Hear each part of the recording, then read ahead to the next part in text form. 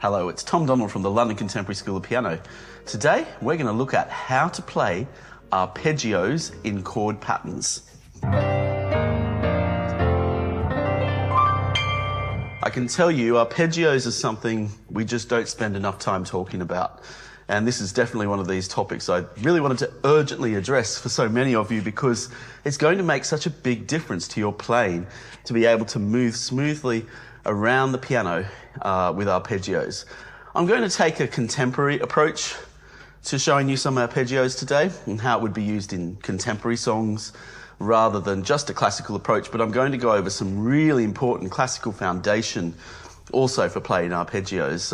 And if you're a fan of our work at the school, head on over to our website, contemporaryschoolofpiano.com, to get the free resources kit that accompanies these videos, including this one, because this one will come with a lead sheet of some of the arpeggios we're covering today.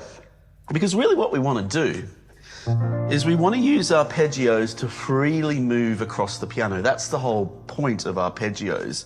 And they don't get enough airtime, arpeggios, because, you know, there's nothing more pianistic in a way. There's something romantic about arpeggios than just moving across different octaves. And that's, in the most simple essence, that's what an arpeggio is. It's you duplicating the same material, be it a chord or a pattern. Let's assume it's a chord. It pretty much is always a chord of some sort. It's a chord just being duplicated across different octaves on the piano. And it's this movement in our hands where it's a progressive movement. I want you to really take note of that statement, progressive movement. That's what an arpeggio is. Your hands are progressing over the piano to each octave. It's not a static movement where you're stuck in one position.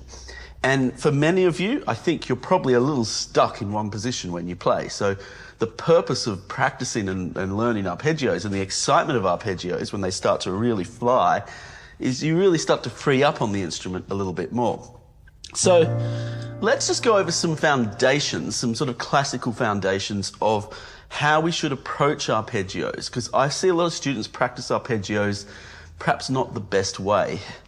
And there's this obsession, I think, for too many students when they practice, let's say, just a triad, a broken chord or arpeggio, that they have to play this perfect legato. Now, the problem is, if you try and get your arpeggios so smooth, you end up doing funny things with your technique that are really not helpful, like this. I'm going to show you how I think you should not play arpeggios.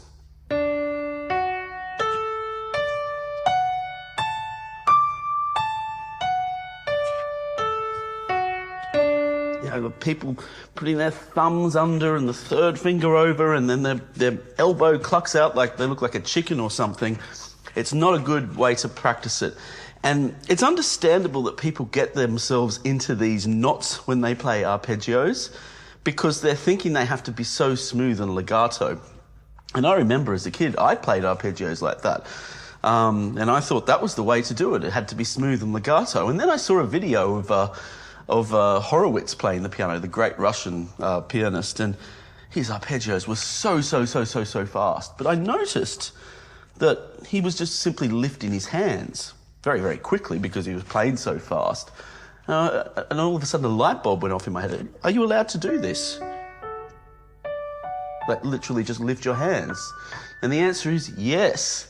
And if it's a fast arpeggio, and arpeggio is often used for quite quick applications on the piano, it's going to be legato anyway. And I later learned in my classical studies that the Russians have a term for it. They call it false legato. And false legato is a really good way to play your arpeggios. You don't have to aspire to this perfect legato. It is the end goal is actually to have a progressive movement with your hands. So if you're practicing something like, let's say, that D major arpeggio, you want to just literally treat it like this. Now, I'm going to do a simple exercise to demonstrate. I'm just going to play my thumb on all the Ds. I'll do it again. I'll go back down.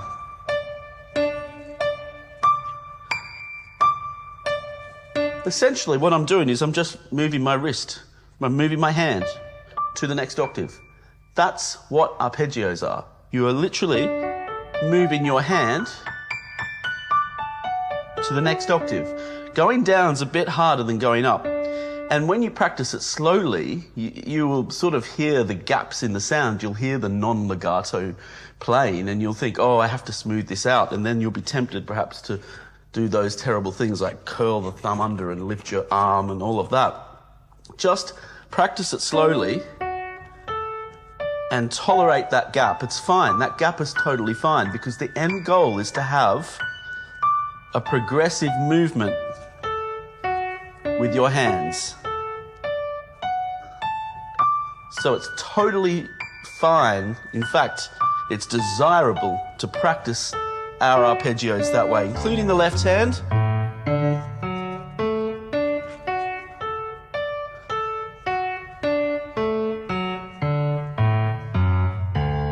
So that's really, really important. And you'll notice I'm even curling my thumb just a little bit. But my main focus is to have a progressive hand movement. And then the more you practice it, the faster you'll get at it. And you build your tempo up slowly. Be patient when you practice these types of movements on the piano. Be patient. Start slowly. You can use a metronome. You can take the metronome up by then 3 or 5. And then you loop it around again for a few more minutes and then up another 5, a few more minutes, and build your speed up. There's no shortcuts to this. It's repetition. It's doing the same thing over and over again. But the rewards are amazing because you get to move freely across the piano. And of course, so many arpeggios in so many pieces of music use the pedal. And that's what I discovered with this Horowitz technique I could see where he's lifting his hands. He's using the pedal in those Rachmaninoff pieces. They're pieces that have pedal in it. So it doesn't need to be the most perfect finger legato. In fact, that's sort of counterintuitive. So let's now talk about a popular music or a contemporary application to arpeggios. And these are a few tricks that I actually very seldom see practiced, and they're so useful for popular music. The thing with popular music is that we see a lot of arpeggios on suspended chords and on major 7 chords, and you don't necessarily come across that in classical training. And so we're going to cover some of them today. And suspended chords, we're going to just focus on 3-note triads, or 3-note chords. We're going to play some progressions with some suspended chords in them. And we're going to arpeggiate the suspended chords. And it's going to really open up the music.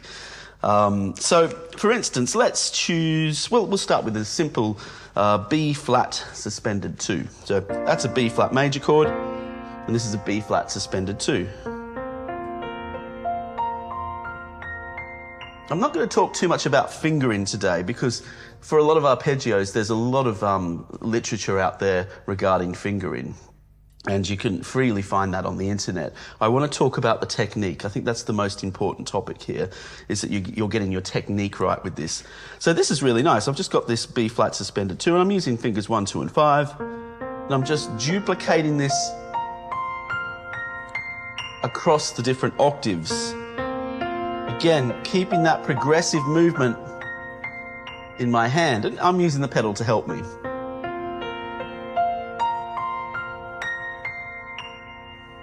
You do that as slowly or as quickly as you want to do.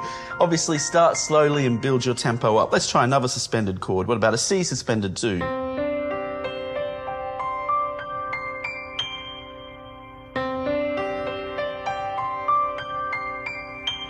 Couple of things to watch out for. You don't want your thumb to be unnecessarily heavy like this. And by the way, I'm going to now practice some progressions, and to get those progressions now that we're going to use with these arpeggios, you'll need to visit our website, contemporaryschoolofpiano.com, and ask for our free resources kit. And you can just get it by visiting our homepage and put your email address in, and we'll send it to you straight away. So let's try a couple of progressions now that use this progressive chord movement of arpeggios to bring them to life. Let me think of one. So we're going to go just a simple progression with 3 chords only. There's going to be a C major chord for a bar, an A minor chord for a bar, and then a B flat suspended 2 for 2 bars, and that gives us plenty of time to have some fun with arpeggios. Let's try it. 1.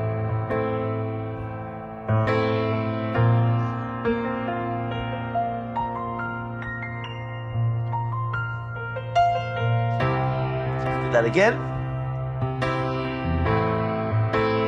3, 4, 1, 2, 3, 4, 2, 3, 4. Because I've got all of that space with the 2 bars, I even start on that B flat suspended 2, and then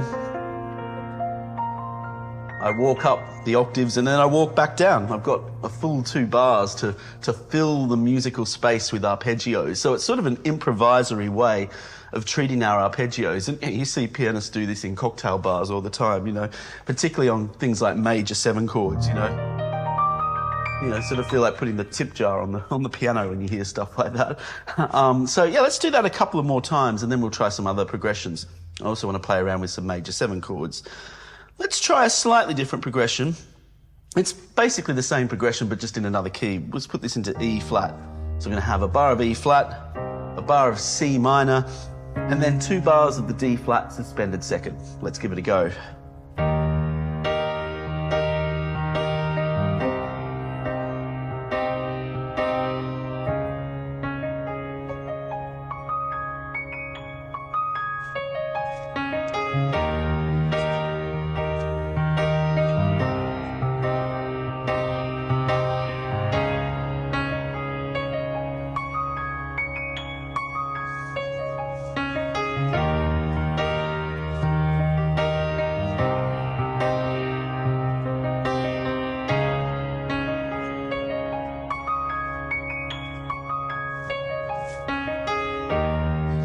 And in that space of the 2 bars, I have quite a lot of freedom to arpeggiate how I want to, really. I chose there to go up 4 octaves, and then I can wait a bit at the end. I actually was starting on the 2nd beat of the bar because I play the chord first, then I arpeggiate. So the rhythm was 1, 2, 3, 4, 1, 2, 3, 4. That worked quite well, but you can play around with the rhythm and try different combinations. You could start going onto the arpeggio immediately. 1, 2, 3, 4, 1, 2, 3, 4. Go back to the block chord there. You have a lot of time. That's why these are good progressions. So on the lead sheet that's in the resources kit on our website, contemporaryschoolofpiano.com, I've put this progression into a whole bunch of different keys. Let's try it in G major.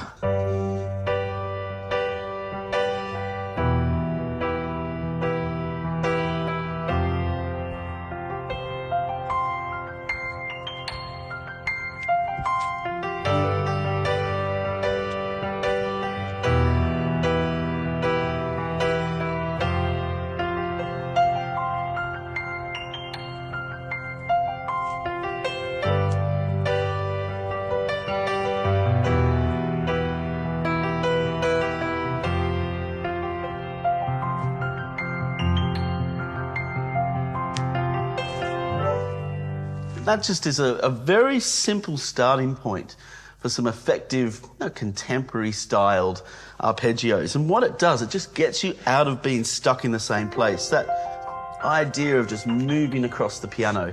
And of course, it can be applied to all different types of chords. It can be applied to triads, inversions. I've just demonstrated this on a suspended 2nd because that's, in a sense, a low-hanging fruit, and it doesn't really ever get practiced or drilled into us. We don't see enough exercises out there that are suspended 2nd chords moving in arpeggios. So I'm going to give you a variation of that now. We're going to change the pattern from a 3-note pattern, this is a 3-note pattern, suspended 2, as we've been doing, to a 4-note pattern with the same chord. So I've got my C sus2, but I'm going to start it on the G, then I've got the C and the D, and then I've got the G again. I'm duplicating the G again. And so now I've got a 4-note pattern that I'm going to play with, and this gives me so many nice little opportunities. Now, firstly, you could play this in a static position and do nice things like this.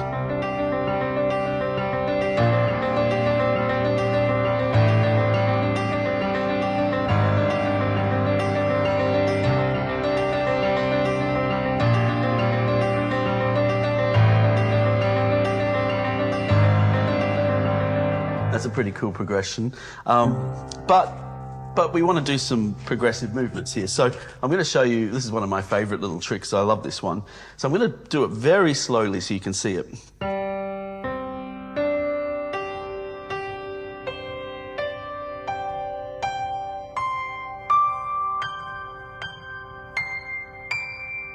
So I'm effectively repeating the G. I finish on the G with my pinky finger.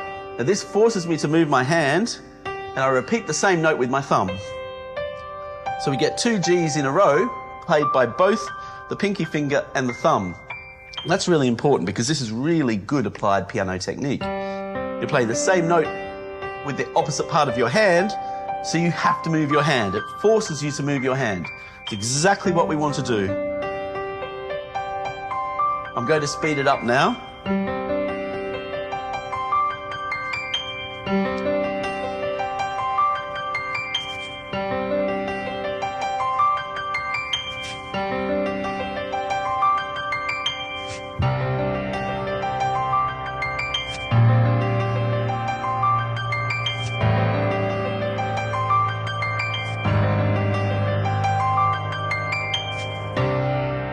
So that's a really nice dynamic one. That's a really nice dynamic movement. Try and go as fast as you can.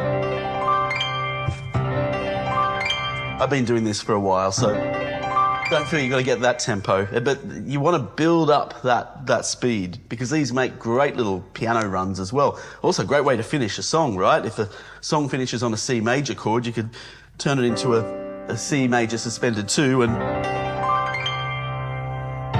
nice ending, hey? So that's a nice little pattern.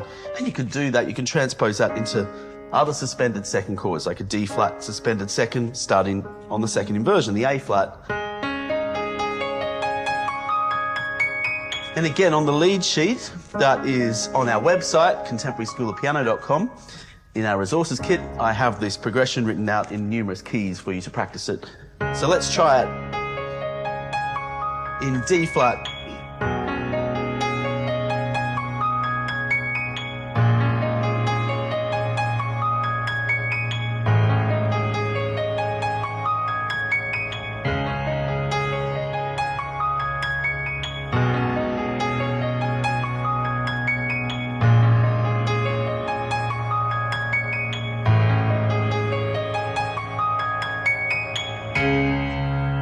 Now that's a really, really nice technique for the right hand, moving dynamically, progressively and dynamically across the piano. So that's really good. Okay, so if you've enjoyed today's video, be sure to visit our website, contemporaryschoolofpiano.com, to receive our free resources kit. We're just going to finish off with some arpeggio work for the left hand now. So for the left hand, I'm going to just do something slightly different. We're not just going to do the typical classical style arpeggio in the left hand. Again, I want to give this a more contemporary application. And so this is a really nice pattern. It's used in a lot of songs, even in a lot of classical music, actually. And let's say we get a D major chord or any major triad. We play the fifth and the octave, and then we fill out with the rest of the chord here. Because if the chord is too low, it can be a bit muddy. So by playing the shells of the chord, the 1 and the 5, we get a more open sound. And then in the next octave,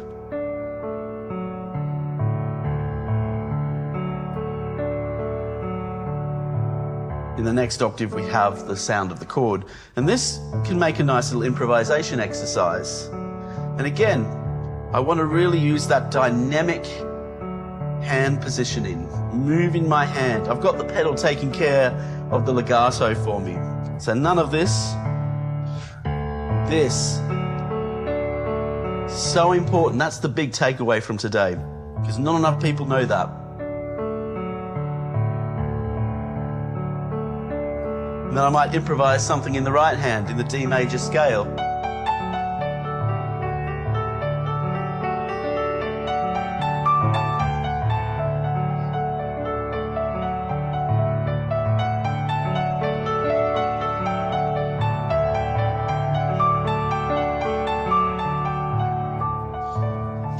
And now I can add that suspended second to it now.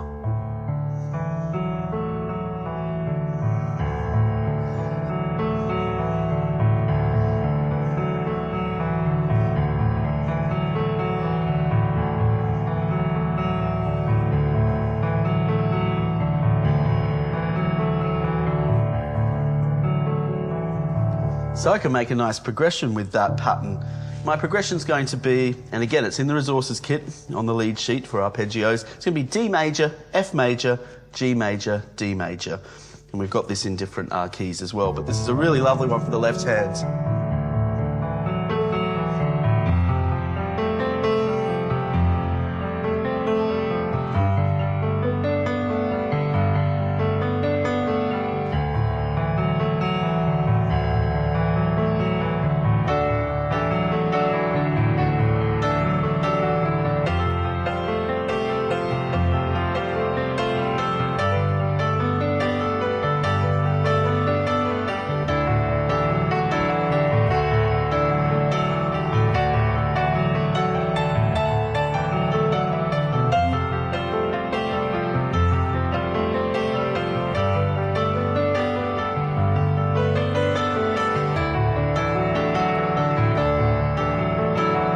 Let's do this in another key. What about E flat major?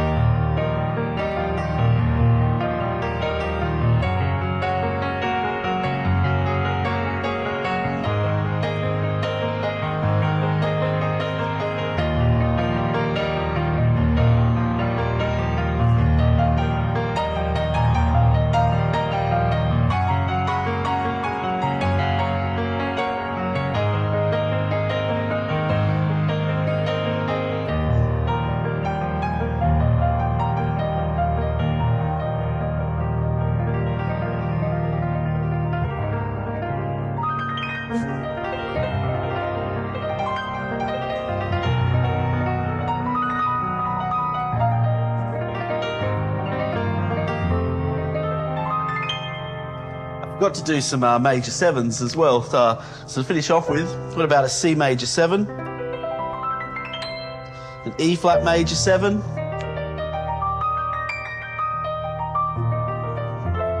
an F major 7. You notice I'm being a bit less rhythmical here. I'm being like the cocktail bar pianist now, aren't I?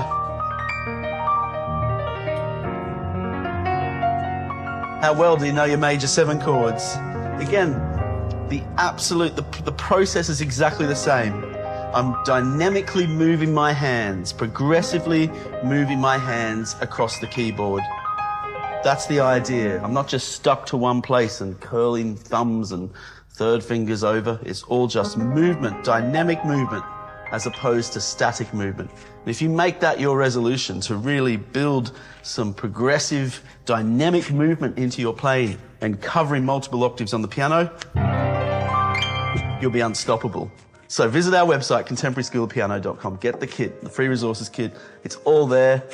I hope you've learned a lot today. It's been a pleasure. I'll see you soon.